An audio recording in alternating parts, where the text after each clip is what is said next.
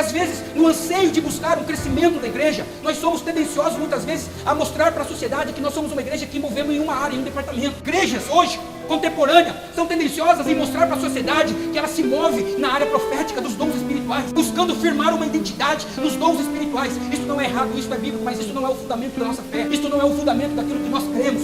E por às vezes nós buscarmos esse crescimento, nós cometemos esse erro. Não somente este erro, mas também o erro, sermos tendenciosos em buscarmos uma igreja e apresentar para a sociedade uma ação social de impacto para a sociedade onde nós estamos. Irmãos, é bíblico nós temos ação social na igreja, mas também não é o fundamento da nossa fé, não. Às vezes nós cometemos o erro e somos tendenciosos em buscarmos uma igreja que tenha uma influência política, que tenha talvez, uma musicalidade perfeita. Não, aquela igreja tem uma musicalidade boa, a identidade daquela igreja é boa, o louvor é abençoado, amém, o louvor faz parte do culto, mas não é o fundamento daquilo que nós queremos, não é o fundamento daquilo que nós devemos desenvolvermos em nós. E nós cometemos muitas vezes esse erro, porque nós estamos em busca de um crescimento baseado naquilo que está acontecendo à nossa volta, e não estamos voltando para ouvir a voz de Deus, para dizer a forma que nós, ou para ouvirmos a forma que Ele quer que nós façamos, porque quem dá o crescimento é Ele.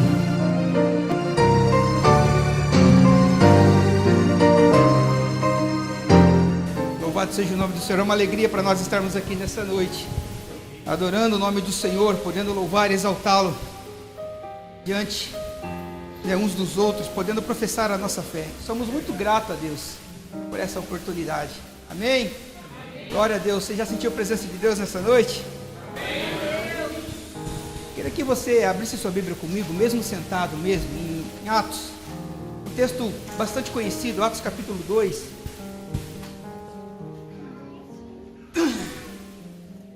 Aleluias. Atos capítulo 2 é uma passagem quase que um texto áureo da nossa fé, né? Estou feliz por conhecer tantas pessoas e conhecer essa congregação, né? Sempre tenho acompanhado ali pelo Facebook as postagens da irmã Priscila, sempre tenho visto o quanto Deus tem operado neste lugar, quanto Ele tem se feito presente. Amém? Atos capítulo 2, vamos lermos o versículo 42. Aleluias. Glória a Deus. Alguém me arruma um pouco de água para mim, por favor? Estava cantando ali. A esposa é fera, né? Gente, vocês repararam que o meu pai, o pastor daqui, esqueceu o nome da minha esposa, a nora dele? Eu estou com essa mulher há 15 anos, gente.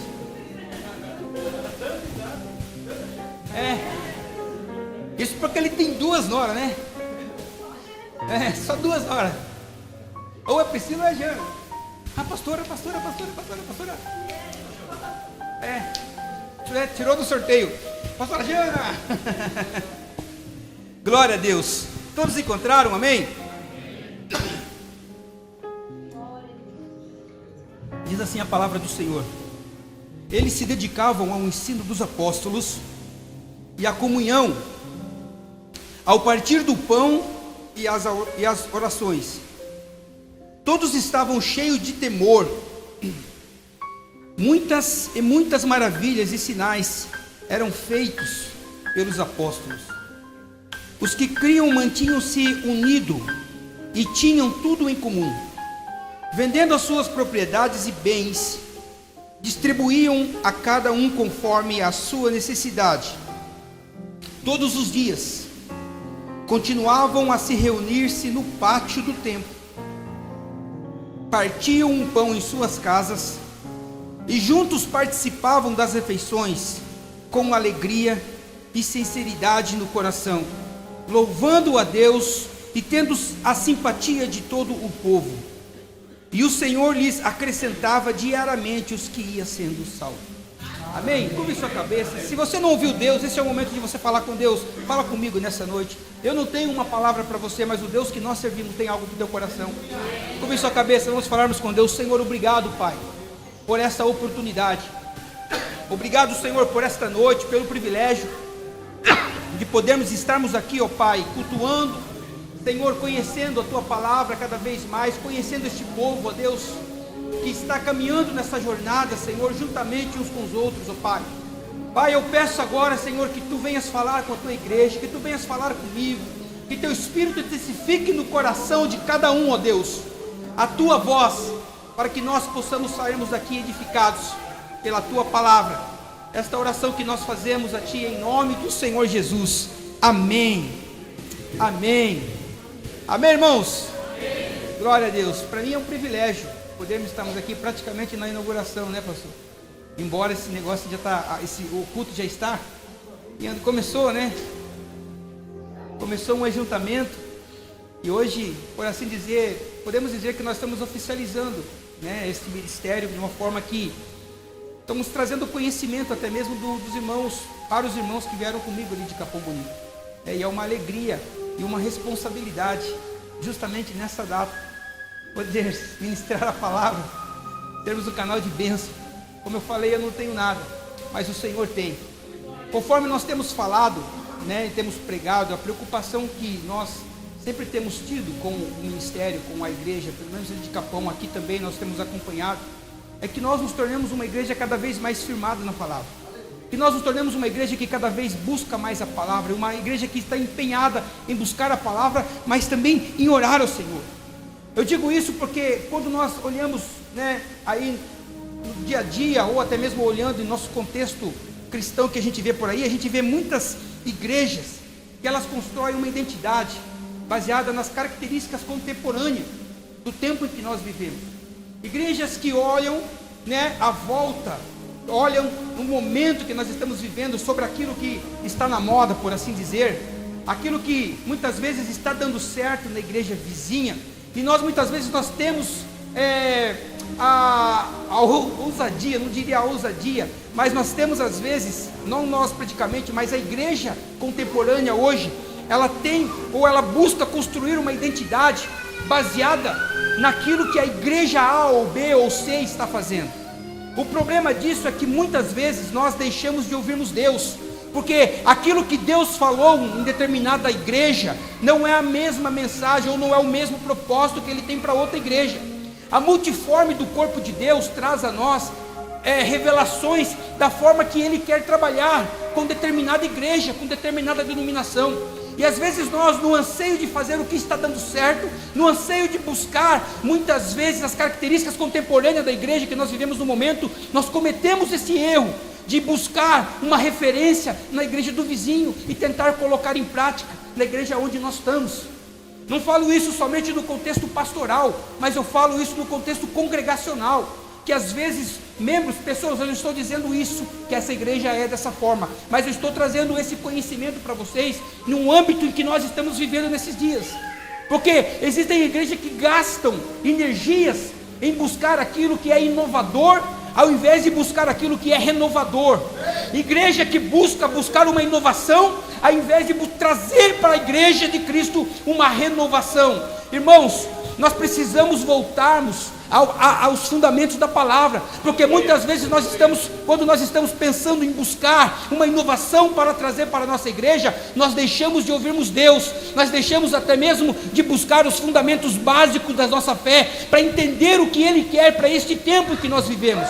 Nós precisamos voltarmos, a igreja de Cristo precisa voltar aos fundamentos básicos da fé, para que ela possa ouvir a Deus, e assim Deus direcionar: eu quero isso para esse ministério, eu quero isso para a sua vida. Não simplesmente fazer o que o seu irmão está fazendo, porque está dando certo na vida dele, eu vou fazer também. Não, irmãos, Deus tem uma promessa para cada um de nós, Deus tem algo para entregar para cada um de nós, mas nós precisamos voltarmos aos fundamentos da nossa fé. Como que nós fazemos isso? Quando nós voltamos a orar, pastor, quando nós dobramos os nossos joelhos para buscarmos de Deus um direcionamento para aquilo que Ele tem para a nossa igreja, para este povo, para essa congregação, porque às vezes talvez aquilo que está dando certo em Capão Bonito não é o que vai dar certo aqui, aquilo que Eliseu está fazendo em Capão Bonito não é o que Deus quer fazer em Sorocaba, porque aqui o campo é diferente, a obra é completamente diferente, aqui é mais amplo, as batalhas que eu enfrento lá não são as mesmas que você enfrenta aqui. Aqui talvez você esteja numa batalha travada espiritual, porque uma semente do Evangelho está sendo plantada neste lugar. Amém. Você crê nisso, que aqui tem palavra? Você crê nisso, que aqui você tem a oportunidade de sentir a graça? Irmãos, o texto que nós lemos aqui nessa noite, ele mostra de forma clara 4 pilares, ou alguns pilares, para o desenvolvimento de uma igreja sadia. Nós vimos aqui nesse texto, nesse versículo que nós lemos, pilares que traz para nós não somente o desenvolvimento de uma igreja sadia, mas no desenvolvimento de uma igreja que está firmada, ou que está no centro da vontade de Deus. Eu creio que a igreja de Sorocaba aqui está no centro da vontade de Deus.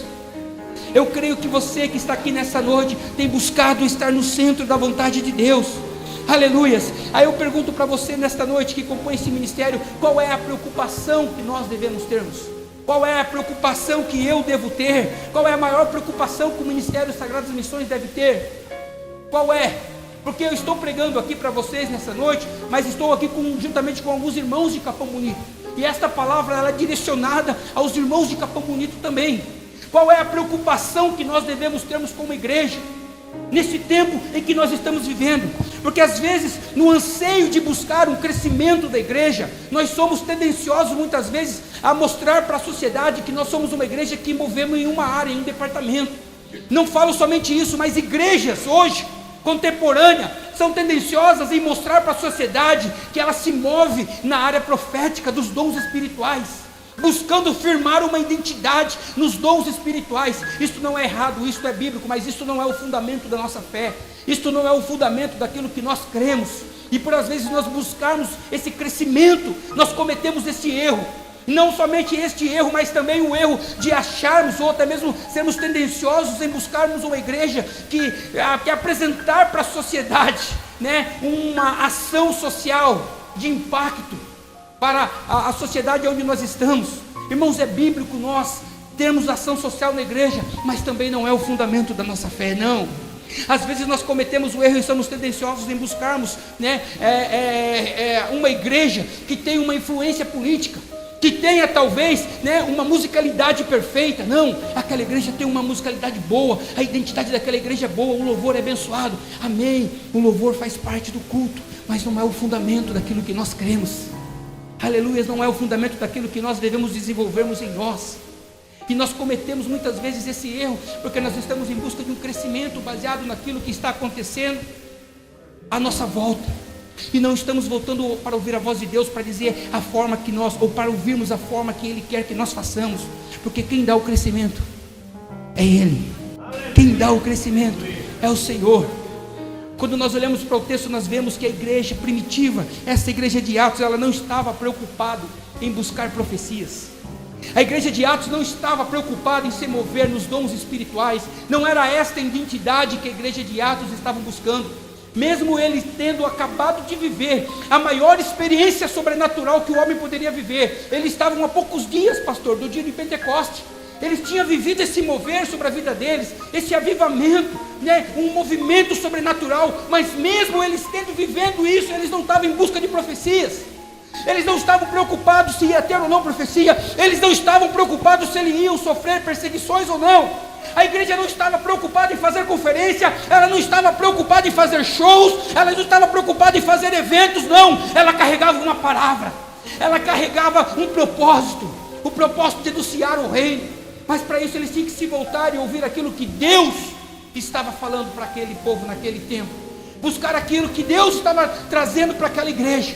Porque nenhum modelo de crescimento, pastor, nenhum modelo de crescimento, ele supera o modelo de crescimento da igreja de Atos. Nenhum modelo da igreja hoje, desde o tempo da igreja de Atos até os dias de hoje, nenhum modelo de crescimento supera o modelo de crescimento daquela igreja. Sabe por quê? Tudo começou com uma palavra: ficai em Jerusalém. Ficai em Jerusalém, até que lá do alto você seja revestido de poder.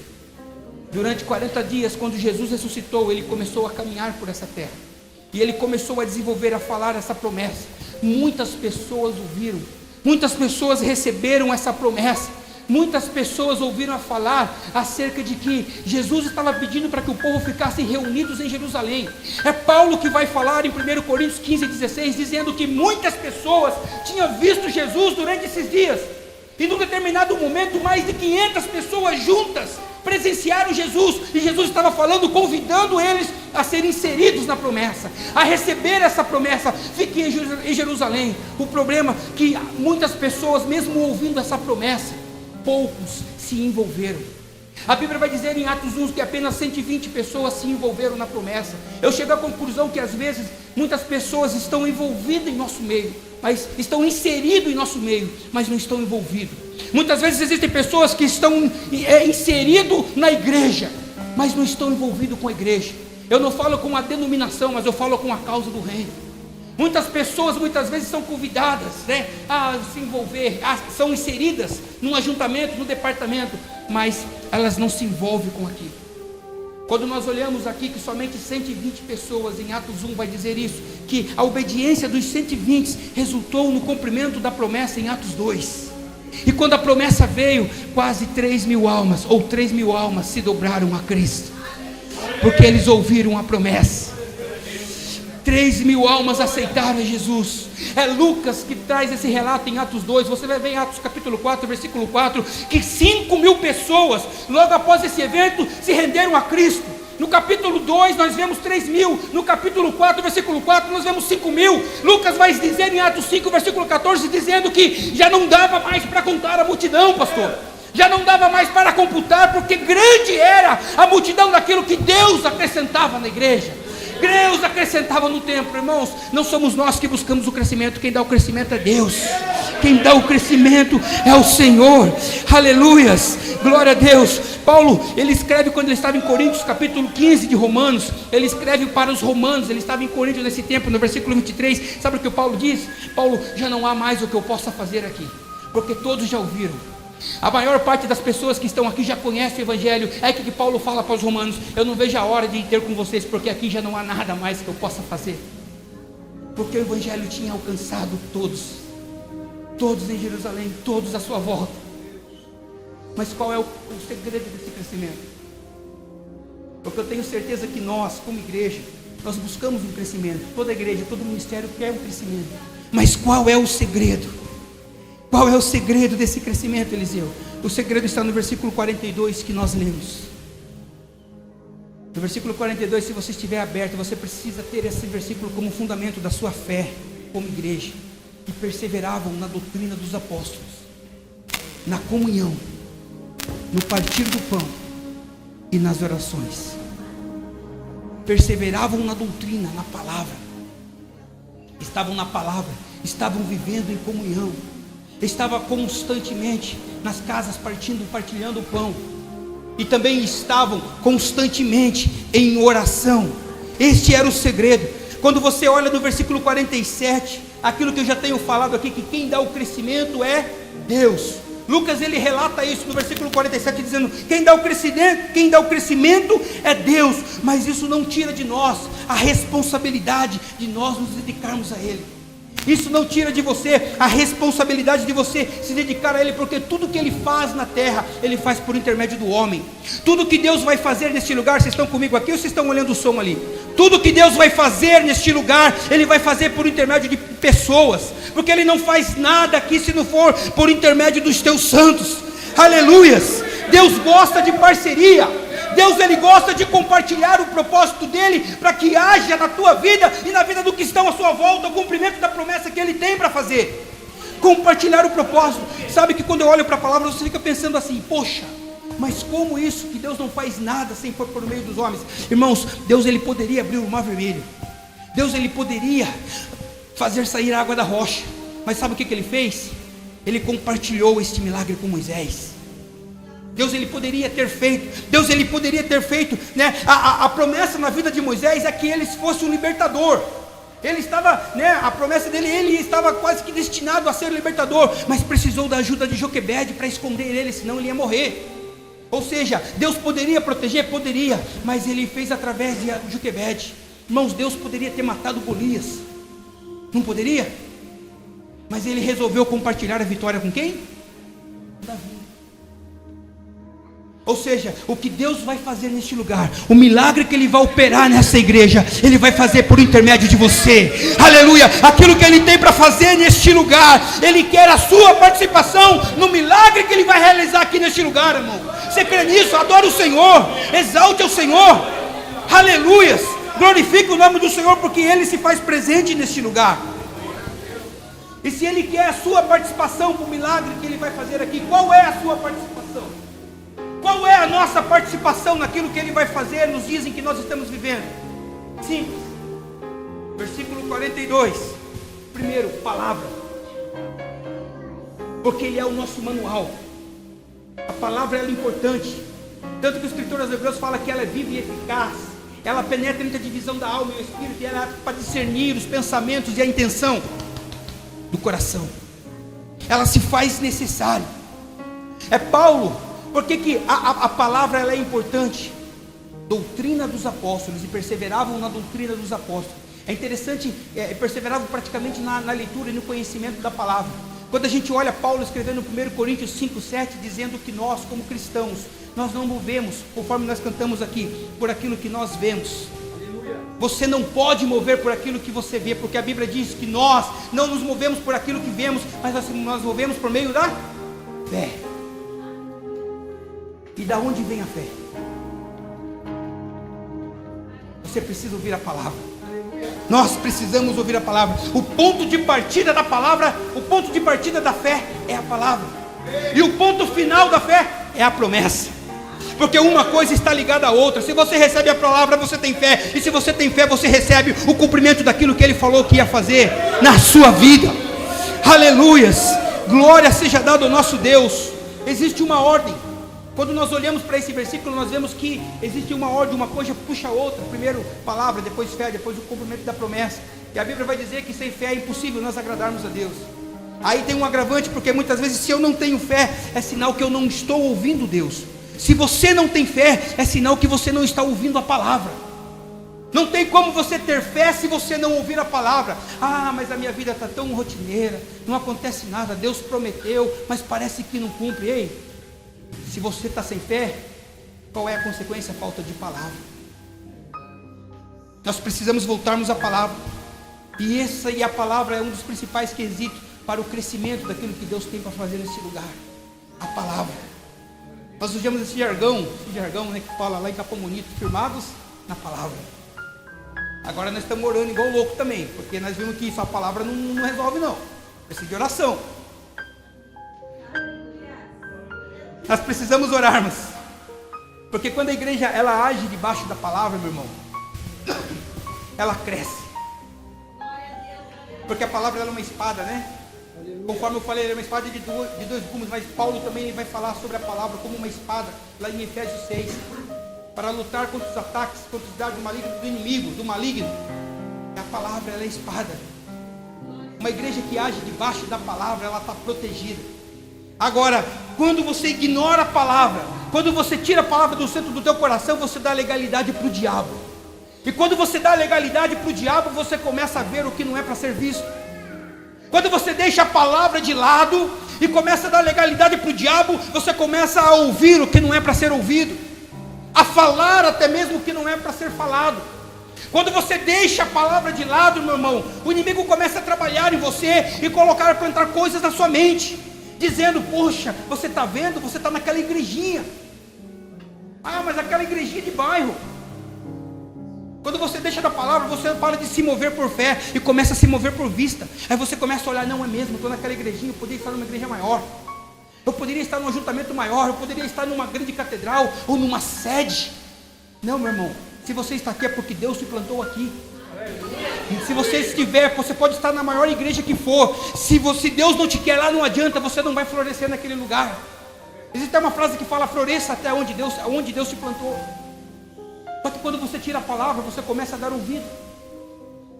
Quando você tira a palavra do centro do seu coração, você começa a ver aquelas coisas meio, poxa, está meio estranho esse negócio aqui, e começa a dar cada vez mais legalidade para o diabo. Você não pode tirar a palavra, meu irmão. Você precisa buscar a palavra. É por isso que Deus fala por intermédio de Oséias 4,6, dizendo que o meu povo padece por falta de conhecimento. A igreja, nós como cristãos padecemos porque nós não conhecemos a palavra. E não somente isso, sabe o que Deus cumprimenta nesse versículo? Dizendo, olha, se vocês não buscarem o conhecimento, porque o conhecimento é importante, eu vou rejeitar vocês como sacerdotes. Apocalipse vai falar que Cristo nos chamou para sermos sacerdotes. E agora, aqui Deus fala em Oséias dizendo: olha, se vocês não buscarem o conhecimento, se vocês não buscarem a palavra, eu vou rejeitar vocês como sacerdote. Irmãos, você tem um papel de anunciar as boas novas. O sacerdócio é aquele que faz a conexão entre a terra e os céus. Este papel, essa responsabilidade está sobre a tua mão, está sobre a minha mão. Mas se eu rejeito buscar o conhecimento, meu, ele vai me rejeitar. O versículo vai dizer que ele não vai somente me rejeitar, mas ele vai me ignorar. Não somente a mim, mas os meus filhos, a minha descendência. Precisamos voltarmos à palavra. E perseveravam. Agora você não aprendeu o versículo: na doutrina e na palavra doutrina dos apóstolos. Cadê o versículo? Da comunhão. Perseveravam na doutrina dos apóstolos e na comunhão. Sabe que são 4 pilares que são importantes, não somente para o crescimento da igreja, mas para sustentar a igreja. Porque a igreja que nós temos aqui 4 cantos, e se um desses cantos estiver mais fraco do que o outro, irmão, pode até aguentar por um tempo, mas se os 4 não tiverem com a mesma estrutura firmada, uma hora vai desmoronar. Por isso que todas são importantes. E aqui o escritor ele fala sobre a comunhão. Sabe o que é interessante? João capítulo 17, na oração sacerdotal, para especificar o versículo, no versículo 21, Jesus ele faz uma oração. Primeiro, no versículo 18, ele vai falar bem assim, dizendo: olha, Senhor, eu oro para que todos aqueles que recebam e escutem essa palavra, eles creiam em mim. Depois ele ora e roga ao Pai, dizendo: eu oro a Ti para que aqueles que receberam essa palavra, para que eles sejam um. Olha que interessante. Jesus ele fala sobre a palavra, um dos pilares. Depois ele fala sobre a comunhão. Eu rogo para que eles sejam um, para que eles tenham comunhão, para que o mundo possa crer que Tu me enviaste a ele. Jesus ele começa a falar sobre comunhão. Ele especifica nessa oração sacerdotal, porque às vezes, irmãos, é impossível viver em comunhão se não estiver na palavra. Precisa ter um equilíbrio perfeito. Nós estamos falando praticamente agora de 2 colunas que precisam estar equilibrado: palavra e comunhão. Se um tiver diferente do outro, irmãos, a causa de Cristo não vai se sustentar. Precisa buscar palavra e ter comunhão. Por que eu preciso ter comunhão? Por que eu preciso ter esse equilíbrio perfeito? Porque a prova disso, meu irmão, é a igreja de Corinto. A igreja de Corinto ela era uma igreja que orava muito. A Bíblia nos mostra isso, porque a igreja ela se movia nos dons espirituais. Ela buscava de uma forma frenética os dons espirituais. Ela queria essa identidade para ela, não ser uma igreja reconhecida pelas profecias, pelas revelações, pelas visões, por tudo. E elas começaram a afirmar cada vez mais esse pilar, que era o pilar dos dons espirituais. Mas faltou uma coisa. Paulo até tratou 1 Coríntios capítulo 13, 19, vocês podem buscar, vocês podem profetizar, vocês podem ter o dom da fé, falar para essa montanha sair daqui e ir para o ar, vocês podem fazer o que vocês quiserem. Se vocês não tiverem amor, comunhão, relacionamento, de nada isso vale. De nada isso vale. Se você olhar para o texto da ceia, 1 Coríntios capítulo 11, sabe o que você vai ver? Paulo tratando com os coríntios, dizendo para eles: olha, quando vocês se reúnem, vocês fazem mais mal do que bem um para o outro. Porque quando vocês se reúnem, cada um pode o que trouxe e deixa o irmão que está do lado passando fome. Quando vocês se reúnem, muitos se embriagam, enquanto outros não participam da ceia. Quando vocês se reúnem, vocês fazem mais... O que Paulo estava tratando? A falta de comunhão, a falta de relacionamento, a falta de empatia. Faltou comunhão, meu irmão. Ou seja, um dos pilares não estavam bem firmados. E a igreja estava desmoronando. O mesmo aconteceu com a igreja de Éfeso. A igreja de Éfeso passou também por essa falta de comunhão. Quando nós olhamos para Atos capítulo 18, a partir do versículo 20 ali, quando Paulo ele deixa Timóteo na igreja de Éfeso, ele faz uma reunião, pastor, e dá algumas orientações naquela última reunião, porque já não tinha mais o que Paulo fazer em Éfeso. Ele fala: eu vou sair daqui porque eu carrego um propósito, eu preciso ir até Roma anunciar o evangelho. Só que antes de eu ir, eu quero falar uma coisa para vocês. Paulo falando isso, Atos 18, 20. Quando eu for, vocês fiquem atentos, porque se levantarão homens com seus corações segundo as suas concupiscências, e farão discípulos para si, levantarão falsos profetas, ovelhas, lobos com peles de ovelhas, levantarão homens aqui, a fim de tentar denegrir e apostatar aquilo que Deus tem dado a vocês. E Paulo começou a orientar, tanto que quando João, o apóstolo, foi pastor dessa igreja, você vai ver na primeira epístola, no capítulo 4, versículo 1, dizendo bem assim: não se deixe enganar por qualquer espírito, porque se levantarão no meio de vocês muitos falsos profetas.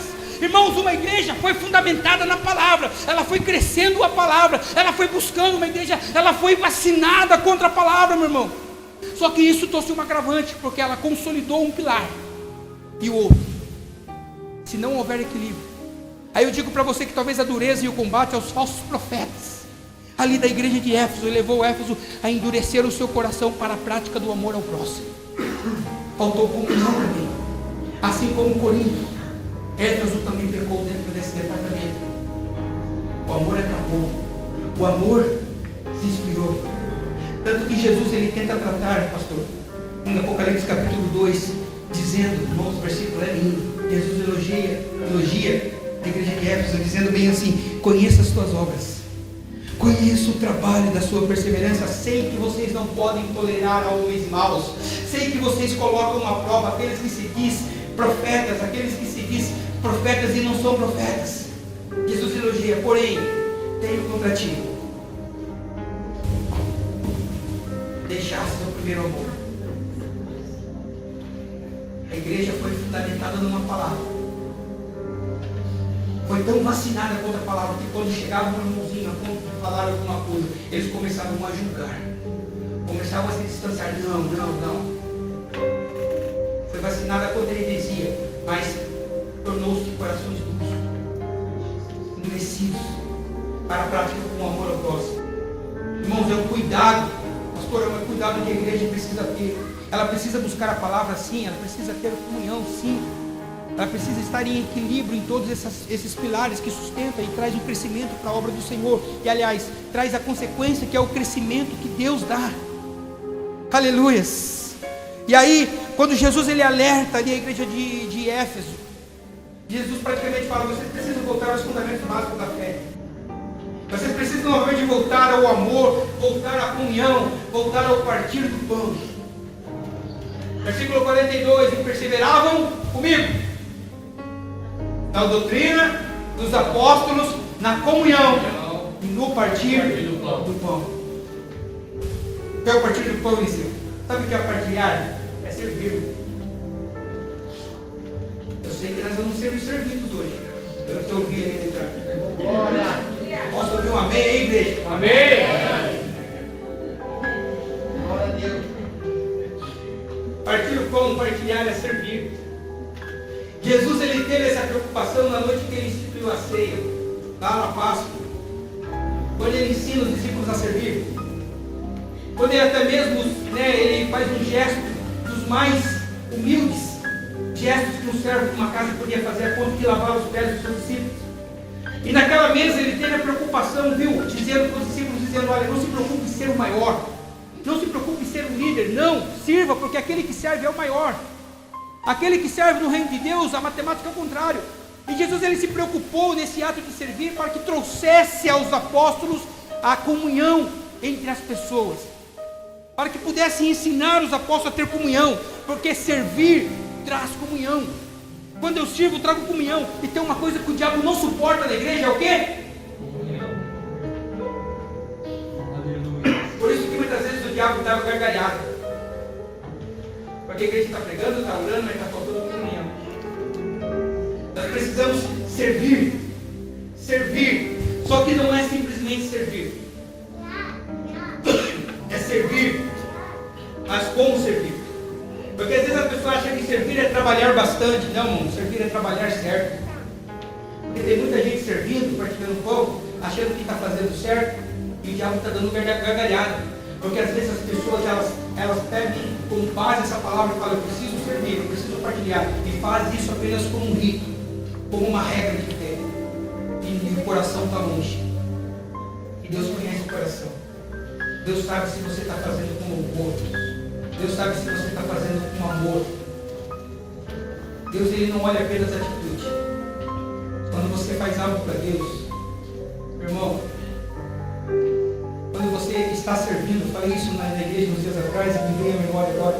Quando você está servindo, Deus está lá no céu olhando. E você lá servindo. Sabe o que Deus faz? Deus diminui o brilho da imagem de Deus. Deixa tudo escuro. E aí Ele começa a ouvir o coração. Para ver se o coração acelera quando você serve. Para ver se o coração tem uma arritmia quando você compartilha algo com o seu irmão. Ah, mas você pode ter postura, fazer bonitinho, senão Deus não está vendo isso. Da mesma forma, quando nós estamos cantando aqui à frente, quando você canta aqui à frente, quando você está cantando aqui, sabe o que Deus faz? Está no mundo. E olha para o coração.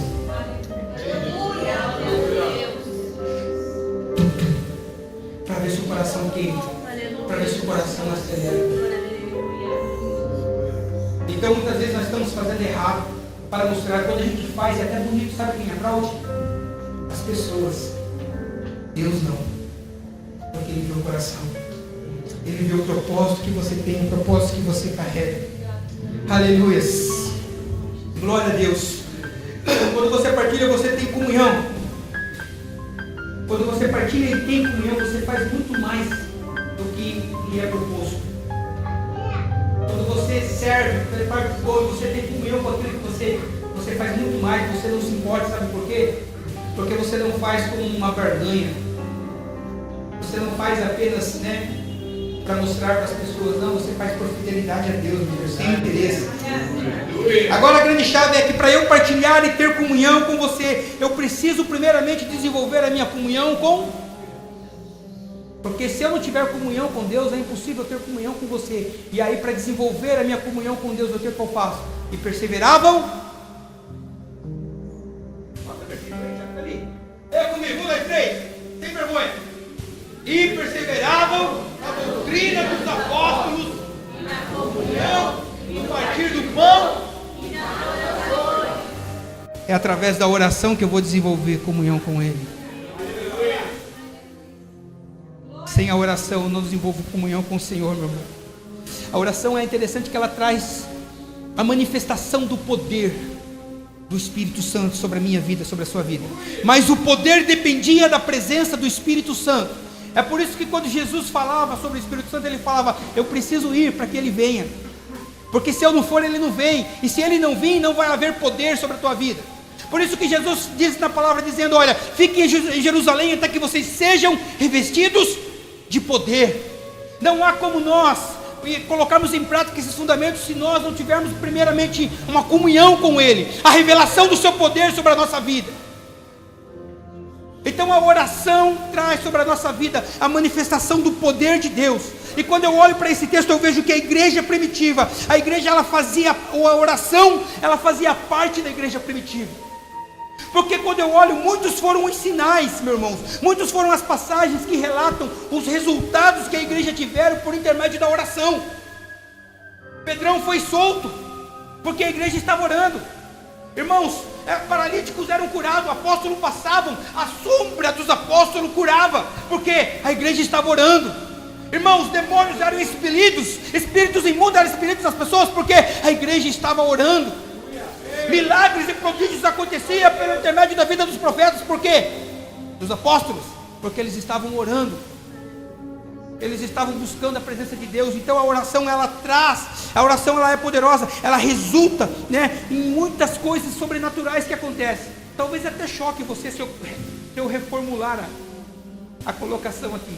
Eu disse que a oração é poderosa. Se eu falar para você que a oração não é poderosa, a oração não é poderosa, meu irmão. Poderoso é o Deus que responde a oração. Porque às vezes existe oração que Deus não atende. Se a oração poderosa, Ele deveria atender. Mas poderoso é Ele. Poderoso é o Deus que responde às nossas orações. A oração em si não é poderosa, mas quem ora, quem tem o coração, irmãos, genuíno na oração, aí a história muda. Aí a história muda, aí Deus responde. Sabe que uma coisa sempre está ligada à outra.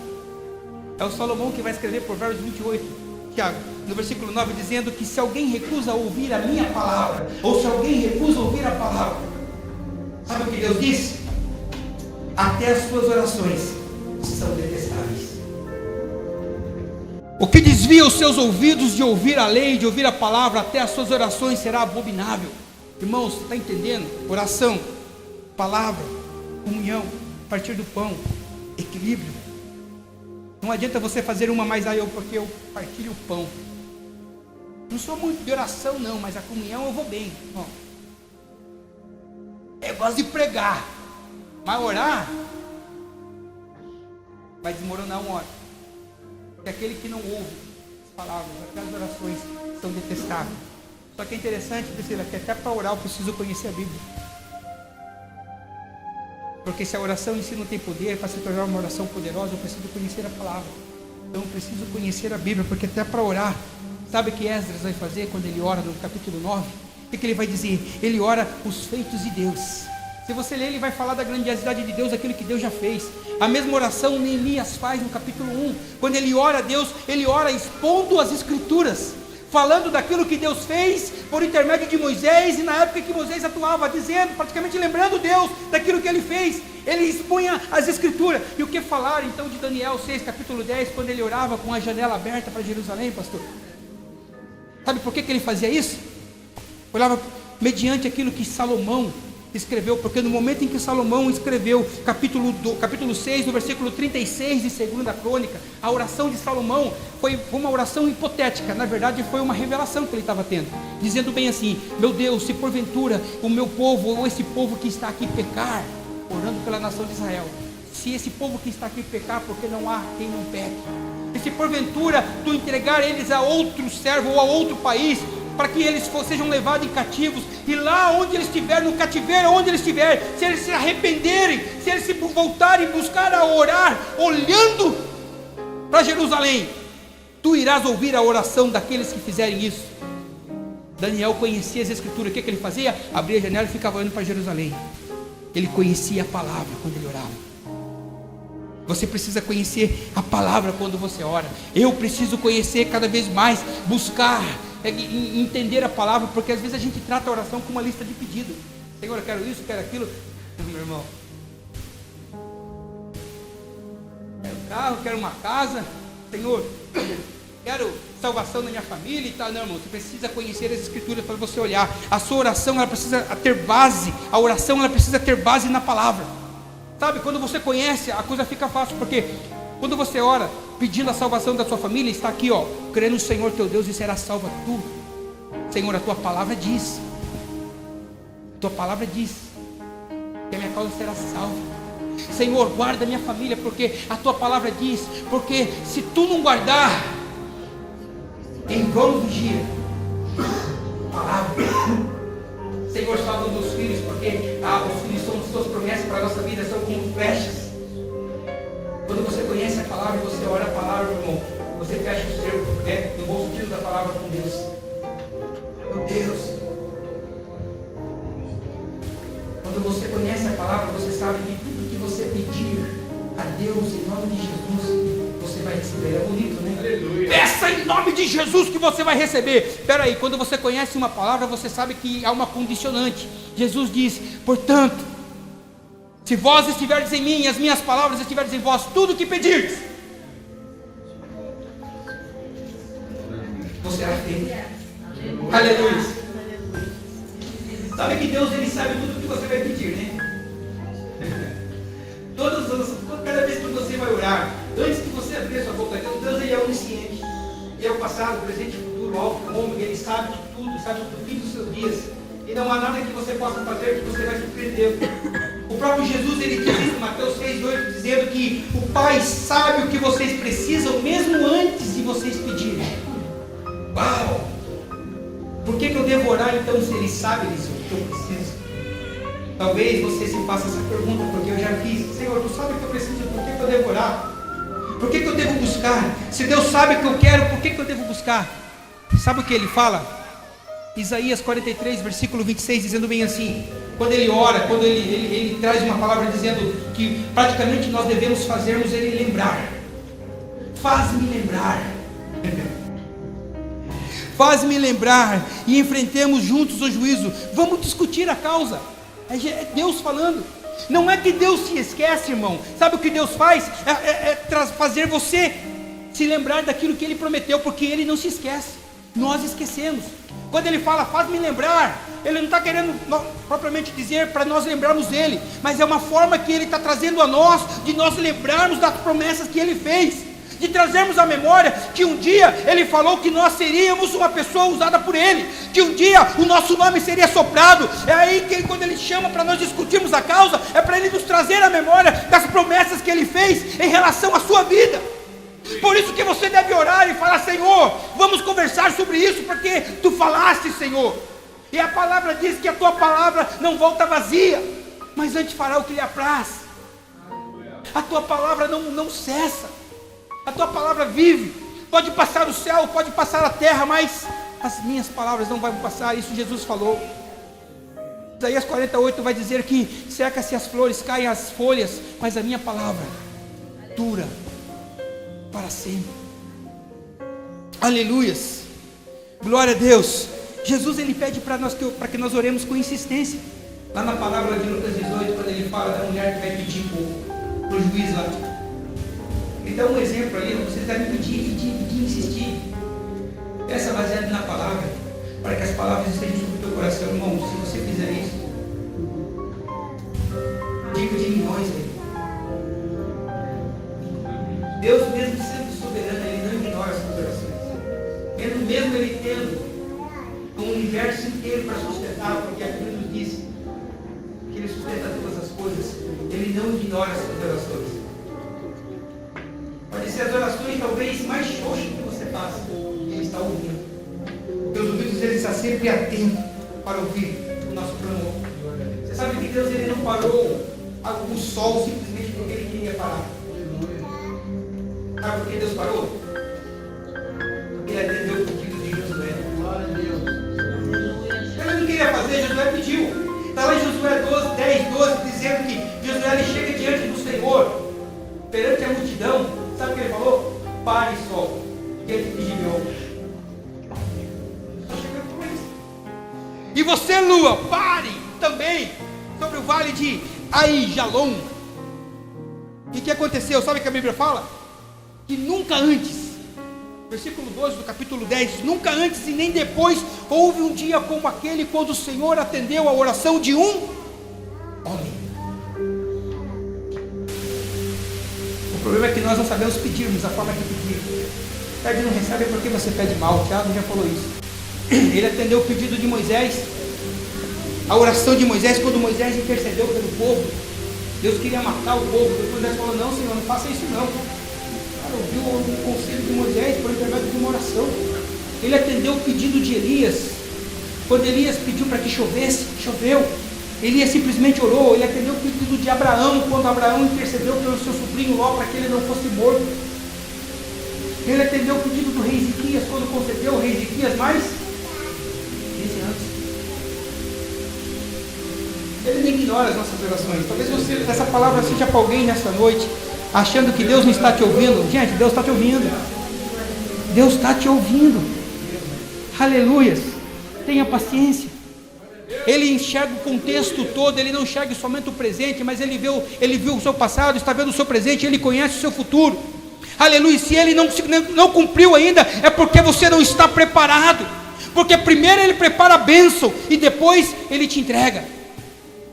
Aleluias. Continue orando, continue perseverando, continue buscando. Orem alinhado com a vontade dele.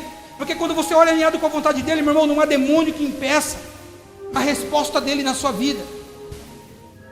É o apóstolo João que vai escrever na primeira epístola, capítulo 5, versículo 14, dizendo: se pedirmos alguma coisa segundo a tua vontade, a vontade dele, ele nos ouve em tudo o que pedimos, e estamos certos que seremos atendidos. É um dos pilares, pastor, para nós buscarmos o crescimento para a igreja, a oração. Sabe por que a igreja ela não é uma ONG? Não é simplesmente uma ONG, não. Muitas pessoas elas confundem isso. O foco tem que estar nesses fundamentos que nós acabamos de falarmos, para que haja um impacto na vida espiritual das pessoas que compõem essa igreja de Cristo. Deixa eu falar uma coisa para você. Nós precisamos nos movimentarmos como igreja, estarmos firmados nesses próprios 4 pilares, mas não ficarmos parados somente. Porque Jesus ele deixou uma palavra dizendo que as portas do inferno Agora, porta não é objeto de ataque. A porta ela está parada ali. Por que as portas do inferno não vão prevalecer? Porque a igreja precisa avançar. Para a porta não prevalecer, a igreja precisa caminhar em direção à porta, porque não há porta que o inferno possa colocar no seu caminho que venha prevalecer, porque esta é a promessa de Deus para a igreja, e você é a igreja. Não há porta do inferno que venha te segurar, irmãos. Então receba essa palavra e comece a se movimentar no reino, começa a partilhar o pão, começa a ter comunhão, começa a buscar a palavra, começa a orar cada vez mais, porque este é o propósito de Deus para a minha e a sua vida. Você precisa buscar a palavra, porque a palavra transforma. Você precisa orar, porque a oração ela é a chave de todas as coisas. Você precisa, irmãos, como a Bíblia nos diz no versículo que nós lemos, congregar. Passou desapercebido, mas está nessa passagem que nós lemos aqui. Porque a Bíblia vai dizer que eles congregavam todos os dias.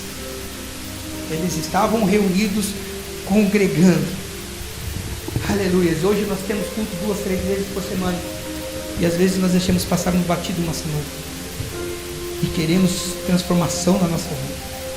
Avivamento. Crescimento ministerial. Eu não falo ministerial no contexto igreja, mas eu falo pessoal. Senhor, eu preciso estar voltado à palavra, eu preciso pregar, eu desejo pregar. Não vem nem na igreja, irmão.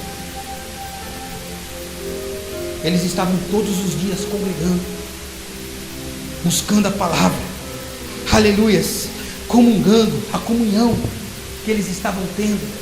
Aleluia. Sabe, não é somente nós estarmos aqui no contexto de igreja, porque é muito fácil, nós vimos na hora do culto conversar com o nosso irmão, mas saber o que o meu irmão está passando fora da igreja.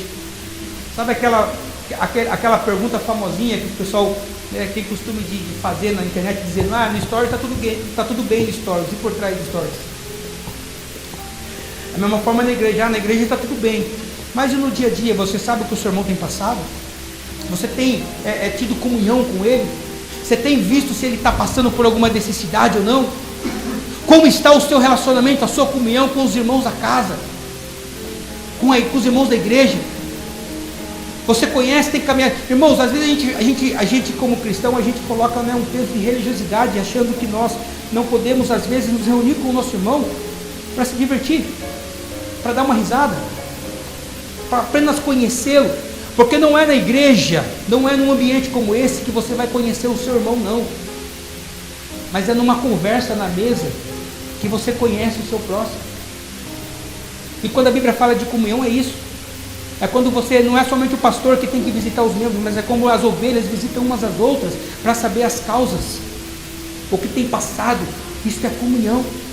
Era sobre isso, eles se reuniam no templo todos os dias, mas eles estavam na casa um do outro partilhando o pão, tendo comunhão uns com os outros.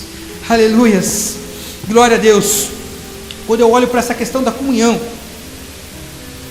às vezes a gente acha que ela não é desenvolvida de uma hora para outra. A comunhão ela é construída, e é justamente através desses relacionamentos fora da igreja que eu consigo construir uma comunhão com o meu irmão. E às vezes o fato de eu não ter uma comunhão com você, ou de você não ter uma comunhão com o seu irmão, indica que a sua comunhão com Deus está comprometida. É algo que você precisa pensar. Se você está tendo dificuldade de ter comunhão com o seu irmão, é porque a sua comunhão com Deus está comprometida. Quero dizer para você nessa noite, talvez não seja uma mensagem fervorosa que eu trouxe para você, mas trouxe uma mensagem de edificação para te dar um start na sua mente. Porque em tudo isso que nós falamos, em todos esses pilares que nós comentamos aqui, é necessário o verbo que está no começo da palavra, que é Atos 2,42 e... Então não adianta eu orar, buscar a palavra, ter a comunhão, partir o pão, se eu não perseverar nisso. Sabe por que ele escreveu e eles perseveravam? Porque tudo isso não é fácil. Ter a comunhão, buscar a palavra, a oração, partir o pão não é fácil. Tanto que Lucas fala, eles perseveraram nisso. Eles perseveraram na doutrina dos apóstolos, eles perseveraram na comunhão, eles perseveraram no partir do pão, eles perseveraram na oração. E a Bíblia vai dizer que aquele que perseverar até o fim, se coloca de pé nessa noite. Aleluias, aleluias, aleluias. Glória a Deus. Eu quero que você abra o teu coração ao Senhor nessa noite. Eu quero que você reconheça a sua situação nessa noite espiritual e que você venha pedir misericórdia de Deus nessa noite. Senhor, tenha misericórdia de mim. Tenha misericórdia porque eu tenho falhado em um desses pilares, Senhor. Tenha misericórdia porque eu não tenho orado o suficiente, ou porque eu não tenho buscado a palavra, ou porque eu não tenho tido comunhão com meu irmão, ou porque eu tenho dificuldade, Senhor, em partilhar o pão e servir ao próximo. Aleluias, aleluias. Comece a falar com Deus nessa noite. Senhor, eu oro, Pai, para que teu Espírito traga a consciência, Pai, dos meus irmãos que aqui estão.